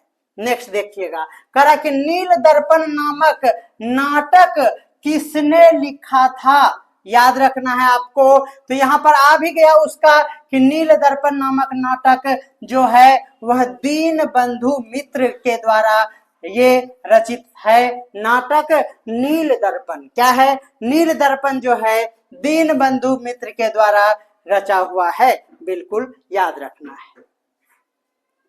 नील दर्पण किस वर्ष प्रकाशित हुआ था, याद रखना है आपको। जब 1859 की बात करेंगे और 1859 के साथ साथ 1861 तक नील विद्रोह सक्रिय रूप से था, तो 1860 में आपको ये याद रखना है कि नील दर्पण पुस्तक का प्रकाशन हुआ था 1860 में। जब हम लोग 1860 में, याद रखना है, जब हम लोग किसी भी टॉपिक को एक सिलसिलेवार तरीके से, क्रमबद्ध तरीके से और उसको अच्छे से समझते हुए जब आगे बढ़ते हैं, पढ़ते हैं, तो आपको बहुत ही सरल लगता है। और हम उम्मीद ये करेंगे क्या कि आज हमारा 8वां वीडियो है इस श्रृंखला का, जिसमें भारतीय राष्ट्रीय आंदोलन पढ़ा रहे हैं। यह 8वां वीडियो है। इसका मतलब 4 थ्योरी हो चुका है और 4 इसका मॉक टेस्ट, पूरे 50 से भी ज्यादा क्वेश्चन रहता है हर एक मॉक टेस्ट में। तो आज भी 8वां मॉक टेस्ट है, चौथा टॉपिक का थ्योरी हो गया था और आज टेस्ट है। कल जो है 5वां टॉपिक है और बेहतरीन टॉपिक है। तो हमारा हर वीडियो आप जरूर देखा कीजिए। आप हमारे व्हाट्सएप ग्रुप से ज्वाइन हो जाइए और वहां पर आपको इसका लिंक हमेशा मिलता रहता है, ध्यान में रखना है। नील दर्पण नाटक का अंग्रेजी में अनुवाद किसने किया, याद रखना है। नील दर्पण जो है वह किसके द्वारा, तो दीनबंधु मित्र, आपको ध्यान में आ गया, दीनबंधु मित्र के द्वारा लिखा गया नील दर्पण। लेकिन इसका अंग्रेजी अनुवाद करने वाला था हमारा रेवलैंड जेम्स लॉन्ग, याद रखना है, रेवलैंड जेम्स लॉन्ग, आपको बिल्कुल ध्यान में रखना है। इंग्लिश में अनुवाद करने वाला का नाम भी इंग्लिश में अच्छा लग रहा है, याद हो जाएगा। याद रखना है, रेवरेंड जेम्स लॉन्ग को अंग्रेज सरकार ने किस कारण सजा दिया था, नील विद्रोह को सपोर्ट करने वाला पुस्तक का विमोचन जब उन्होंने इंग्लिश में किया, तो याद रखिएगा कि ये जो हमारा है रेवरेंड जेम्स लॉन्ग, ये नील विद्रोह के ये जो नाटक था, ये नाटक का रूपांतरण देखकर काफी प्रभावित हुआ था। और याद रखना है, हमने आपको बताया था पूरी कहानी किसके पीछे, जिसके कारण उन्हें सजा दिया गया था। और क्यों, तो याद रखना है कि नील दर्पण का उन्होंने जो अंग्रेजी में इसका अनुवाद कर दिया, इसी के कारण उन्हें सजा मिला था। बिल्कुल ध्यान में आपको होगा, अगर नहीं ध्यान में है तो हम आपसे निवेदन करेंगे कि हमारा थ्योरी क्लास बिल्कुल देख लीजिए। इसका पीडीएफ भी हमारे एप्लीकेशन पर उपलब्ध है, तो जरूर उसे डाउनलोड करके आप अपने एजुकेशन को, अपने स्टडी को और भी सपोर्ट कर सकते हैं। नील विद्रोह के दौरान किस अंग्रेज प्रबंधक की हत्या कर दी गई थी, जल्दी से बताइएगा। नील विद्रोह के दौरान किस अंग्रेज प्रबंधक की हत्या कर दी गई थी, तो याद रखना है आपको ब्लूम्सफील्ड, ध्यान में रखना है। नील ब्लू और फील्ड पे ले जाकर उसकी हत्या, तो ब्लूम्सफील्ड आपको ध्यान में रखना है। नील विद्रोह के दौरान अंग्रेज प्रबंधक थे कौन, तो ब्लूम्सफील्ड, जिसका क्या कर दिया गया था, विद्रोहियों के द्वारा हत्या कर दी गई थी। बिल्कुल ध्यान में रखना है। नील विद्रोह को शांत करने के लिए ब्रिटिश सरकार द्वारा कौन सा कदम उठाया गया था, याद रखना है आपको। नील विद्रोह को शांत करने के लिए ब्रिटिश सरकार द्वारा कदम जो उठाया गया था वो था कि नील की जबरन खेती पर रोक लगा दी गई थी। जबरदस्ती नील उगाया जाता था, अब उसे क्या किया गया, तो लिबरल कर दिया गया और उसे छूट दिया गया। नील की खेती को जबरदस्ती नहीं कराया जाएगा, ऐसा एक कानून पास किया गया, जिसके तहत नील की खेती करने वाले किसानों और मजदूरों को थोड़ी राहत हुई थी। ध्यान में रखना है। आप सभी जानते हैं तीन कठिया प्रणाली, तो याद रखना है तीन कठिया प्रणाली का क्या तात्पर्य था। तो याद रखना है किसानों को 20/3, यही है हमारा तीन कठिया का परसेंटेज भी पूछा जाता है। तो आपको ध्यान में रखना है कि 3/20 गुने 100 यानी 20 पंचे 100, 5 तिया 15। परसेंटेज में पूछे तो 15% भूभाग पर या फिर 20 में से 3 हिस्से पर क्या किया जाता था, जबरन खेती किया जाता था। 3 कठिया यानी 1 कट्ठे में तीसरा भाग, 3 भाग पर क्या करना पड़ता था, खेती करना पड़ता था, और इसी को क्या कहते थे, 3 कठिया प्रणाली। याद रखना है आपको, ठीक है। नील विद्रोह की समाप्ति का सबसे महत्वपूर्ण कारण क्या था। सभी जानते हैं कि नील विद्रोह की समाप्ति का सबसे महत्वपूर्ण कारण था क्या, तो ब्रिटिश सरकार द्वारा नील की जबरन खेती को क्या किया गया, समाप्त किया गया था, और नील विद्रोह सफल माना जाता है। याद रखना है आप सभी को, ब्रिटिश सरकार को यहाँ पर झुकना पड़ा था, क्योंकि नील विद्रोह को ही आगे ले जाकर उसे चंपारण सत्याग्रह तक पहुंचाया गया था महात्मा गांधी जी के द्वारा, और महात्मा गांधी जी का प्रभाव काफी रहता था। तो याद रखना है, उनके प्रभाव में आकर ही, उनके दबाव में आकर ही नील की खेती को क्या किया गया, आसान किया गया था। जबरदस्ती कोई काम अब नहीं कराया जाता था। तो ध्यान में रखना है, नील की खेती में ब्रिटिश सरकार को झुकना पड़ा था, उसे समाप्त करना पड़ा था। ध्यान में आप सभी को रखना है। चंपारण सत्याग्रह कब हुआ था, आपको बताना है। चंपारण सत्याग्रह कब हुआ था, तो याद रखना है 1917 ईस्वी। याद रखना है आपको, 1917 ईस्वी में चंपारण सत्याग्रह हुआ था। और चंपारण सत्याग्रह से पहले आपको नील विद्रोह याद रखना है। चंपारण सत्याग्रह भी नील की खेती से ही संबंधित था। तो नील विद्रोह जो है 1859 और चंपारण सत्याग्रह 1917। आपको ध्यान में 2 ईस्वी हमेशा याद रखना होगा। अगला क्वेश्चन है, चंपारण सत्याग्रह किसके नेतृत्व में हुआ था। तो सभी जानते हैं कि चंपारण सत्याग्रह जो है महात्मा गांधी ने उसे नेतृत्व किया था, लेकिन महात्मा गांधी जी को मनाने वाला कौन थे, बताना है आपको कमेंट में। जल्दी जल्दी कमेंट, एकदम बॉक्स एकदम हरा भरा रहना चाहिए। कमेंट बॉक्स पे आपको कमेंट करना है कि महात्मा गांधी ने चंपारण सत्याग्रह को लीड किया, लेकिन चंपारण सत्याग्रह में महात्मा गांधी को राजी करने वाला कौन था, हमने बहुत ही अच्छे तरीके से आपको बताया था। नेक्स्ट देखिएगा, चंपारण सत्याग्रह के दौरान गांधी जी के साथ कौन कौन थे, आपको जल्दी से बताना है। तो गांधी जी के साथ कौन कौन थे, तो आप सभी जानते हैं कि चंपारण सत्याग्रह के दौरान जब गांधी जी चंपारण आए थे तो उनके साथ कौन कौन हुआ करता था। तो याद रखना है, राजेंद्र प्रसाद भी थे, जेबी कृपलानी भी थे, मजरूल हक भी थे, और नरहरि पारिख यानी सभी थे। तो आपका ई नंबर आंसर बिल्कुल सही हो जाएगा। एकदम बेहतरीन कंटेंट आपको मिलता है आपके अपने YouTube चैनल रास एजुकेशन पर। तो आप रास एजुकेशन चैनल को सब्सक्राइब करके अपने साथियों के साथ शेयर करना बिल्कुल ना भूलें। चलिए नेक्स्ट क्वेश्चन बताइएगा, चंपारण बिहार के कौन सा जिला था। चंपारण बिहार का कौन सा जिला था, जल्दी से बताइएगा।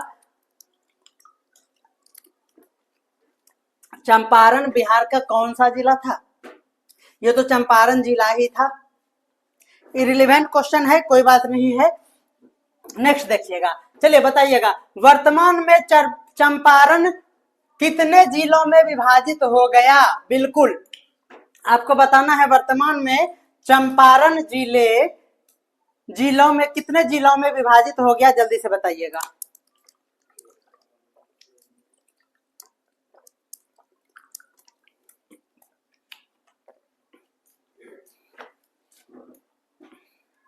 तो सभी जानते हैं इस क्वेश्चन को, सभी जानते हैं ये कि 2 जिलों में, बिल्कुल उस समय जो चंपारण हुआ करता था अब वो पूर्वी चंपारण और पश्चिमी चंपारण हो गया।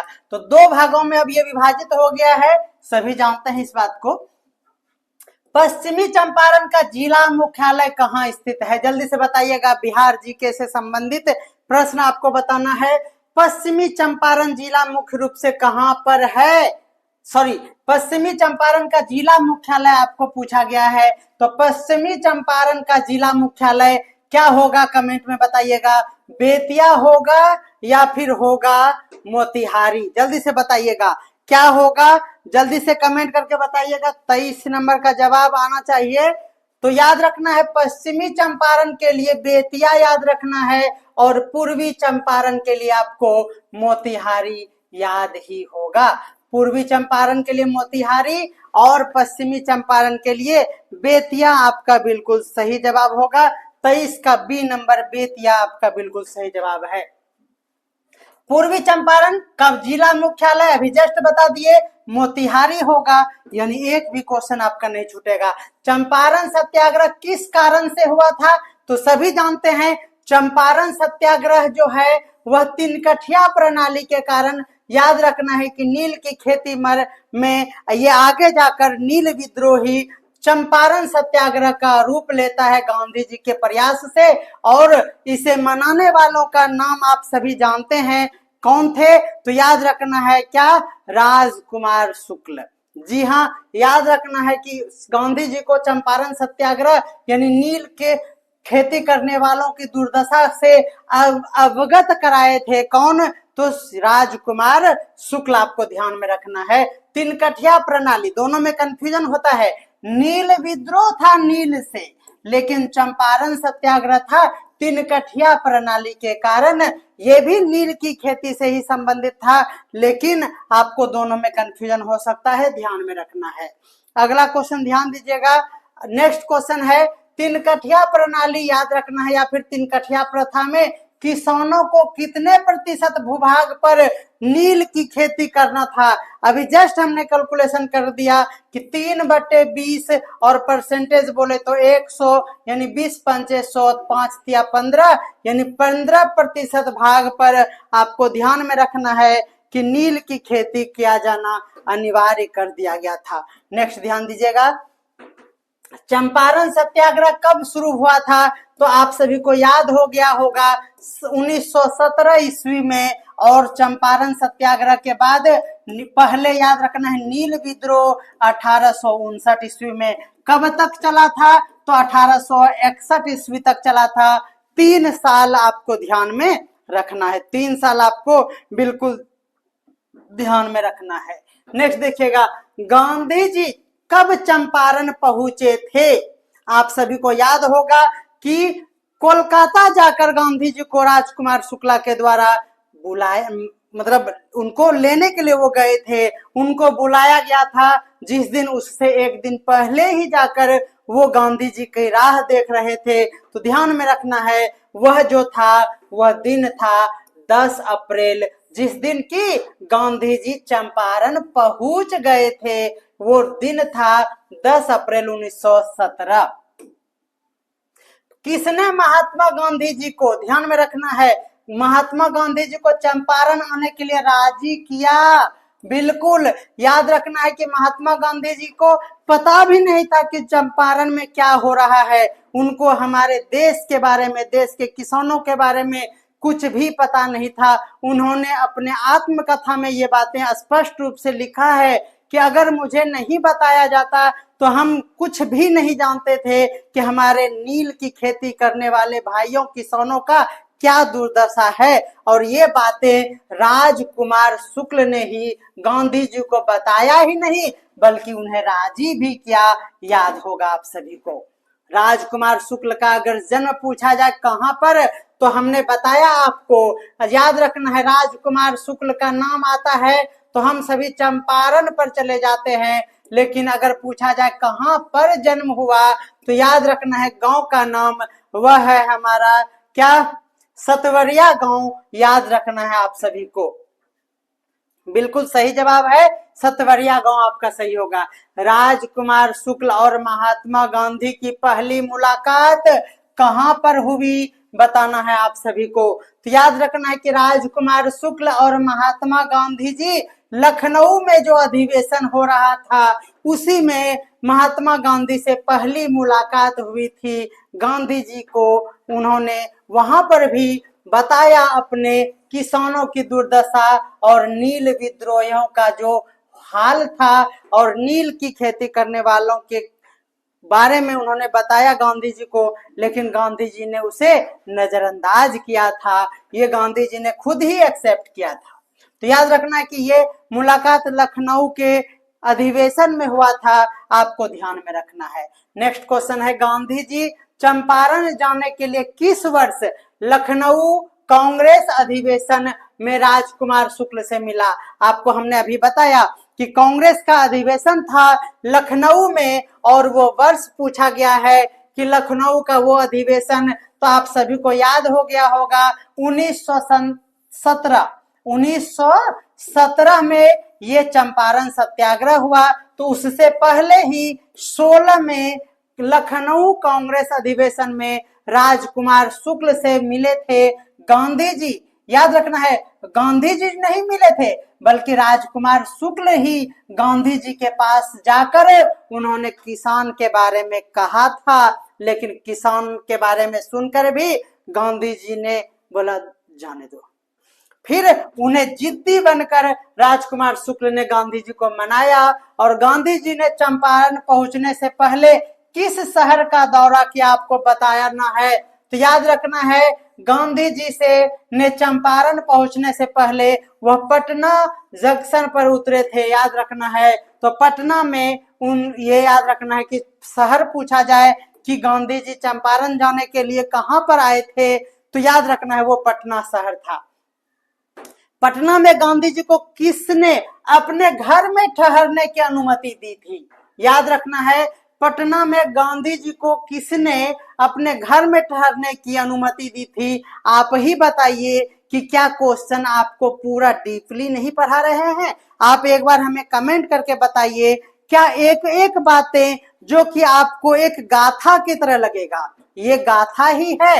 कौन सी गाथा है, तो यह है हमारे आजादी का जो हमारा, ये हम लोग आजाद भारत में सांस ले रहे हैं उसकी गाथा गा रहे हैं कि कितने बलिदानियों और कितने संघर्ष के बाद हमें इस आजाद हिंद में जीने का मजा आ रहा है। तो ध्यान में रखना है पटना में गांधी जी को किसने अपने घर में ठहरने की अनुमति दी, और वो याद रखना है नाम ब्रिज किशोर प्रसाद। पटना में ब्रिज किशोर प्रसाद जी ने अपने घर में गांधी जी को ठहराया था, ये बातें ध्यान में रखना है। चंपारण में गांधी जी का स्वागत किस विश्वविद्यालय के प्रोफेसर और बाद में वह कांग्रेस के अध्यक्ष भी बनने थे, वह व्यक्ति कौन थे, आप समझिएगा। चंपारण में गांधी जी का स्वागत जो है वह एक विश्वविद्यालय के प्रोफेसर ने किया था, और उस प्रोफेसर ने, याद रखना है क्या नाम है उस प्रोफेसर का, जो कि बाद में कांग्रेस के अध्यक्ष भी बने थे। तो याद रखना है कि वह और कोई नहीं बल्कि जेबी कृपलानी साहब थे, जिन्होंने चंपारण में विश्वविद्यालय में वह एक प्रोफेसर हुआ करते थे और कांग्रेस के बाद में भी अध्यक्ष हुए, और उन्होंने ही गांधी जी का क्या किया, तो स्वागत किया था। बिल्कुल ध्यान में रखना है। गांधी जी के चंपारण सत्याग्रह में कौन कौन शामिल थे, तो आपको ध्यान में होगा, हमने अभी जस्ट बताया ये चारों का नाम, राजेंद्र प्रसाद, नरहरि पारिक, मजरूल हक के साथ साथ जेबी कृपलानी, आपको ध्यान में रखना है। आपका ई नंबर आंसर बिल्कुल सही हो जाएगा। गांधी जी ने चंपारण सत्याग्रह के दौरान कहां पर निवास किया था, तो याद रखना है हजारीमल धर्मशाला। ये कई बार क्वेश्चन पूछा गया है, बीपीएससी के सबसे टॉप क्वेश्चन में आते हैं। गांधी जी ने चंपारण सत्याग्रह के दौरान कहां पर निवास किया। अब आपको समझ में आ गया कि कोई भी क्वेश्चन बीपीएससी के द्वारा बना दिया जाता है। अब ये भी बात याद रखना होगा कि गांधी जी जो है वह हजारीमल धर्मशाला में निवास किए थे चंपारण सत्याग्रह के दौरान। अगला है हमारा, गांधी जी ने चंपारण सत्याग्रह के दौरान ब्रिटिश सरकार के किस आदेश की अवहेलना कर दिया था?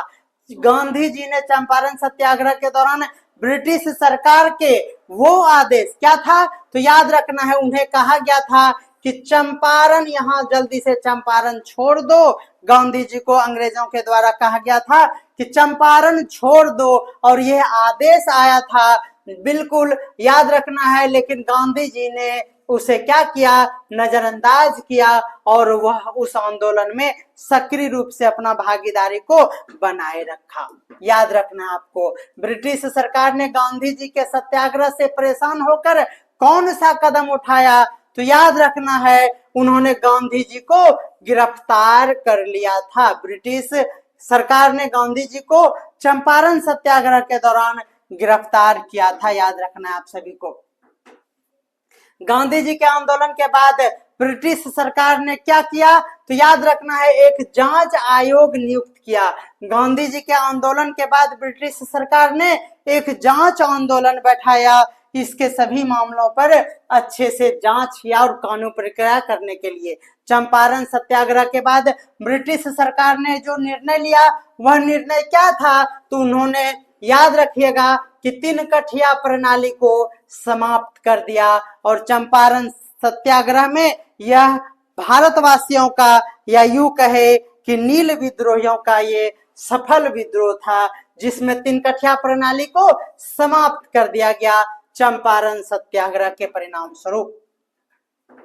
गांधी जी ने भारत में सत्याग्रह का पहला प्रयोग कहां पर किया? तो सत्याग्रह का पहला प्रयोग अगर भारत में पूछा जाए तो सभी जानते हैं चंपारण सत्याग्रह होगा। नेक्स्ट देखिएगा, किसने पहली बार गांधी जी को महात्मा की उपाधि दी? महात्मा की उपाधि गांधी जी को रविंद्रनाथ टैगोर साहब ने दिया था, सभी जानते हैं इस बात को। गांधी जी ने किसानों को संगठित करने के लिए कौन सा तरीका अपनाया था? तो याद रखना है, गांधी जी ने किसानों को संगठित करने के लिए सत्याग्रह, जी हाँ यही है हमारा चंपारण में हुआ चंपारण सत्याग्रह। याद रखना है, चंपारण सत्याग्रह के दौरान गांधी जी के सहयोगियों में कौन शामिल थे? कई बार क्वेश्चन आ चुका है, याद रखना है, यहाँ पर पूछा गया है कौन शामिल नहीं थे। आपको ध्यान में रखना है, चंपारण सत्याग्रह के दौरान गांधी जी के सहयोग में कौन शामिल नहीं थे? अभी जस्ट आया। ये जब आप कहानी या फिर ये दास्तां गाथा अच्छे से समझ पाएंगे तो आपको एक एक व्यक्ति के बारे में आपको पता होगा और तभी आप इसे अच्छे से कवर कर पाएंगे। अब यहाँ पर कंफ्यूजन हो जाता ना सरदार पटेल, तो याद रखना है चंपारण सत्याग्रह में गांधी जी के सहयोगी के रूप में सरदार पटेल नहीं बल्कि जेवी कृपलानी, राजेंद्र प्रसाद और ब्रिज किशोर प्रसाद ये हुआ करते थे। ध्यान में रखना, एक एक व्यक्ति। जीवी कृपलानी कौन थे आप बता सकते हैं? अभी जस्ट हम बताए थे। जीवी कृपलानी कौन थे? तो आपको याद रखना है कहानी। क्या कहानी है? तो याद रखना है कि प्रोफेसर हुआ करते थे जिन्होंने विश्वविद्यालय में गांधी जी का स्वागत किया था। अगर हम पूछ दें आपको ब्रिज किशोर प्रसाद कौन थे, अभी जस्ट बताए हैं, कमेंट करके बताइए तो ये कौन थे, जल्दी से बताइएगा। व्यक्ति परिचय कौन सा क्वेश्चन आपके एग्जाम में छप जाएगा, इसीलिए इसे कहानी जैसा हम लोग समझे हुए हैं। आप थ्योरी क्लास जरूर देख लीजिए। नेक्स्ट देखिएगा, कह रहा है कि चंपारण सत्याग्रह के दौरान प्रमुख मुद्दा सामने क्या था? तो याद रखना है कि नील की जबरन खेती का मुद्दा ही था कि अब हम अंग्रेजों के दबाव में आकर नील की खेती नहीं करेंगे। 3 कठिया प्रणाली से सभी किसान और संथाल मजदूर परेशान थे। चंपारण में किसानों की समस्याओं की जांच के लिए गठित आयोग में गांधी जी को किसके प्रतिनिधि के रूप में चुना गया था? तो याद रखना है कि उसी दौरान कांग्रेस का प्रतिनिधित्व करने वाले के रूप में गांधी जी का चयन हुआ था। ध्यान में रखना है। चंपारण सत्याग्रह के दौरान किस वकील ने गांधी जी की कानूनी समर्थन किया था? याद रखना है कि कौन सा वकील थे, कौन वकील का क्या नाम था जिन्होंने गांधी जी का कानूनी समर्थन किया था? तो वो याद रखना है राजेंद्र प्रसाद, आपका बिल्कुल सही जवाब हो जाएगा। चंपारण सत्याग्रह के दौरान भारत में किसानों की स्थिति दयनीय है, यह किसने कहा था? भारत में किसानों की स्थिति दयनीय है, यह किसने कहा था? याद रखना है यह वर्ड जो है गांधी जी का है। कंफ्यूजन हो सकता है, यहाँ पर आप गांधी जी याद रखेंगे। किसानों की दयनीय स्थिति, यह चिंता की बात गांधी जी ने चंपारण सत्याग्रह के दौरान कहा था। चंपारण सत्याग्रह के दौरान किसानों के हित में कौन सा महत्वपूर्ण कानून पारित हुआ था? तो याद रखना है चंपारण सत्याग्रह के बाद तिनकठिया प्रणाली को समाप्त कर दिया गया था और उसको समाप्त करने के लिए आया था चंपारण एग्रीकल्चर एक्ट। कब आया था? तो 1920 ईस्वी में, क्योंकि आप सभी जानते हैं 1917 ईस्वी में चंपारण सत्याग्रह हुआ था शुरू। तो याद रखना है कि 3 साल बाद एग्रीकल्चर एक्ट आया, चंपारण एग्रीकल्चर एक्ट, और वो था 1920 का, जिसके तहत इस प्रथा को बंद कर दिया गया था। चंपारण में गांधी जी के साथ काम करने वाले वकीलों का नाम आपको बताना है। याद रखना है, यहाँ पर आपको एक नाम हमने पहले बताया, वो क्वेश्चन अलग था, लेकिन वकीलों का कौन कौन सा यानी याद रखना है। तो याद रखना है कि बृज किशोर प्रसाद, मजरूल हक, ये तीनों वकील पेशे से हुआ करते थे। यानी वकीलों में से अगर पूछा जाए तो आपका ऑप्शन उपयुक्त सभी या फिर एक से अधिक होगा। ये इरिलेवेंट ऑप्शन है, इसे आप हटा कर भी देख सकते हैं। नेक्स्ट देखिएगा, महात्मा गांधी ने चंपारण में किस सामाजिक सुधार पर विशेष ध्यान दिया था? चंपारण में किस सामाजिक सुधार पर विशेष ध्यान दिया था? तो आपके मन में आ रहा होगा कि यह क्या होगा यहाँ पर? तो यहाँ पर होगा क्या? नील का विद्रोह। लेकिन यहाँ पर कहा गया है कि अगर उसके साथ साथ सामाजिक सुधार की बात हो तो याद रखना है उन्होंने शिक्षा पर विशेष ध्यान दिया था। सामाजिक सुधार जो है शिक्षा, और किसानों के लिए नील विद्रोह में चंपारण सत्याग्रह आपको ध्यान में रखना है।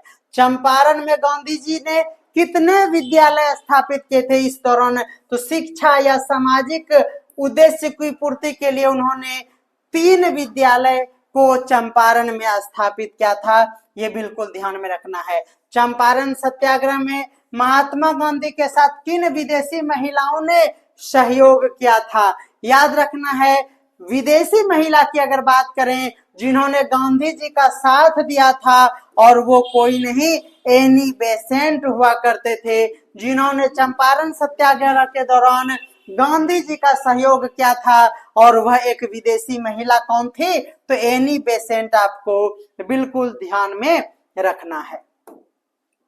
नेक्स्ट देखिएगा, कह रहा है कि गांधी जी ने चंपारण में कौन सी महत्वपूर्ण अभियान चलाया था? तो सभी जान चुके हैं अब कि नील की खेती के विरोध आंदोलन उन्होंने किया था, यानी नील आंदोलन का समर्थन किया था, या फिर नील खेती के विरुद्ध उन्होंने विद्रोह किया था।